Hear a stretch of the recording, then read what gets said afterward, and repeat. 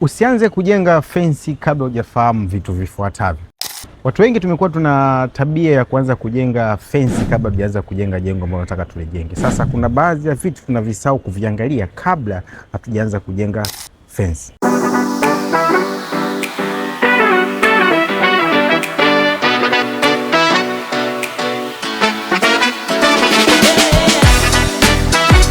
Cha kwanza cha kuzingatia wakati unajenga fensi yako, kabla hujaanza kujenga jengo lako, hakikisha umetambua mipaka ya kiwanja chako ili kuepuka migogoro baadaye ya viwanja. Kuna ambao tunajenga fence maybe for the safety, kwa ajili ya mradi wako kuweka privacy, lakini zingatia mipaka yako.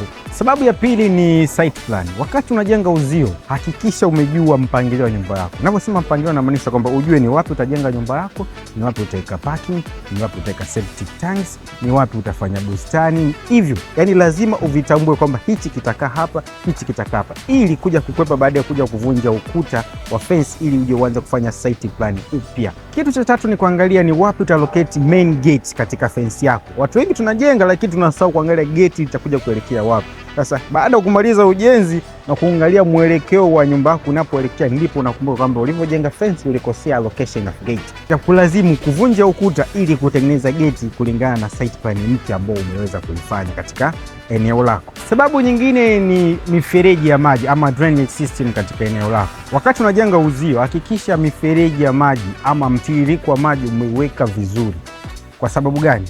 Pindi utakaposhindwa kujenga miundombinu mizuri ya maji katika kiwanja chako, kupata mafuriko itakuwa ni rahisi sana.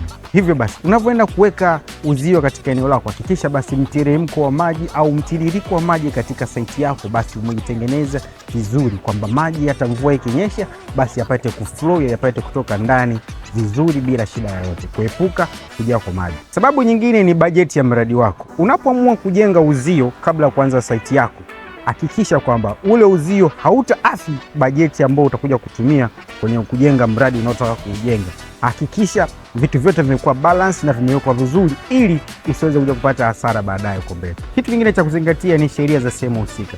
Kumekuwa kuna sheria au kuna masharti baadhi ya maeneo, ni aina gani ya fence unatakiwa kujenga, urefu uzingatie, setbacks zinahitajika.